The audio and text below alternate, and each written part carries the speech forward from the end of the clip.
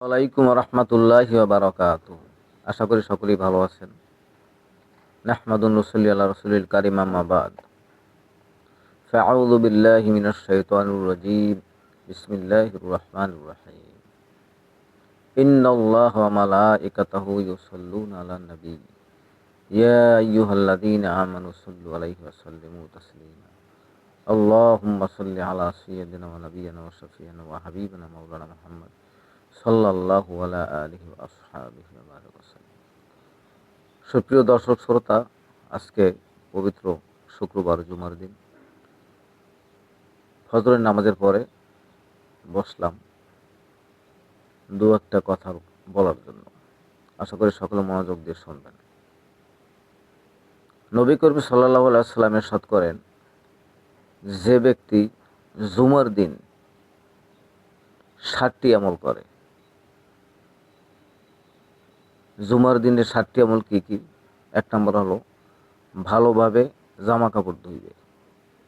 জুমার দিনের আগে আর কি, জুমার দিন মসজিদে যাওয়ার আগে জামা কাপড়গুলো ভালোভাবে ধৌত করতে হবে। যেই জামা কাপড়গুলো পরে আমি জুমার মসজিদে যাব, আমি নামাজ পড়তে যাব, সেই জামা কাপড়গুলো ভালোভাবে ধুইতে হবে, পরিষ্কার করতে হবে। এরপরে 2 নম্বর হলো উত্তম রূপে গোসল করতে হইবে। 3 নম্বর হলো সবার আগে মসজিদে যাবে। সবার আগে যদি মসজিদে যাওয়া যায়, মসজিদে যদি প্রথম যদি ঢোকা যায়, তাহলে যদি একটা উট যদি সদকা করা হয়, সদাকা করা, কাউকে দান করা হয়, তাইতে যে পরিমাণ সব তার আমল নামায় লেখা হবে সেটা কল্পনাতীত। একটা উটের বর্তমান বাজার মূল্য কত? অনেক টাকা, লক্ষ লক্ষ টাকা, হ্যাঁ, কোটি টাকাও আছে একটা উটের দাম। তা এই পরিমাণ সম্পদ মানে আল্লাহর রাস্তায় যদি কেউ দান করে দেয়, তথা যে পরিমাণ সদকা, এটা অনেক। এটা আমরা গরিব যারা বাংলাদেশি মানুষ যারা আমরা আছি, এটা তো মানে সদকাটা, এত টাকা সদকা করা একজনের পক্ষে সম্ভব না।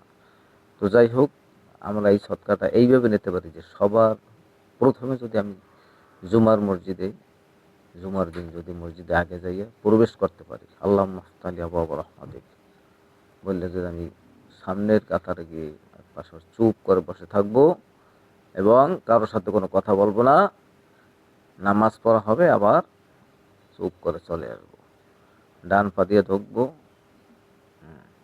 আবার বাম পা দিয়ে বের হয়ে আসবো। রাসূলুল্লাহ সাল্লাল্লাহু আলাইহি ওয়াসাল্লাম 60টি কারণের কথা বলেন। 1 নম্বর হচ্ছে কি, যে নিজের জামা কাপড় ভালোভাবে পরিষ্কার করা। 2 নম্বর হলো কি, 2 নম্বর হলো যে উত্তম রূপে গোসল করা। 3 নম্বর হলো সবার আগে মসজিদে যাওয়া। আমরা সবার আগে মসজিদে যাওয়ার হাদিসটির ব্যাপারে শুনলাম এবং এটা সহিহ হাদিস। 4 নম্বর বলো পায়ে হেঁটে মসজিদে যাবে। কি করে? পায়ে হেঁটে। প্রতি কদমে কদমে তার ন্যাক হবে, প্রতি কদমে কদমে তার ন্যাক হবে। এই জন্য পায়ে হেঁটে যেতে হবে। গাড়ির চেয়ে পায়ে হেঁটে যাওয়া সবচেয়ে কি উত্তম। 5 নম্বর হলে ইমামের কাছাকাছি বসবে। ইমাম যেখানে বসেন, ইমামের কাছাকাছি বসতে হবে। মানে ইমামের কাছাকাছি বসলে লাভ কি, যে ইমাম যখন কথাগুলো বলে তখন কথাগুলো শোনা হয়। আর যদি ইমাম ছাড়া যদি একটু দূরে বসে, তখন তো পাশে কেউ থাকলে সে কথা বলতে পারে, অন্যদিকে খেয়াল যাইতে পারে, ঠিক আছে, দৃষ্টি, মানে নিজের আমলটা ওই ব্যাপারে থাকে না।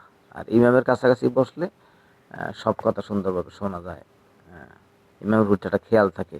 আবার ইমামও মুসল্লিদের দিকে তাকিয়ে থেকে কথাগুলো বলে, এটা আমলটা ভালো। ইমামের কাছাকাছি বসতে হবে। 6 নম্বর হইল মনোযোগ সহকারে খুতবা শুনবে।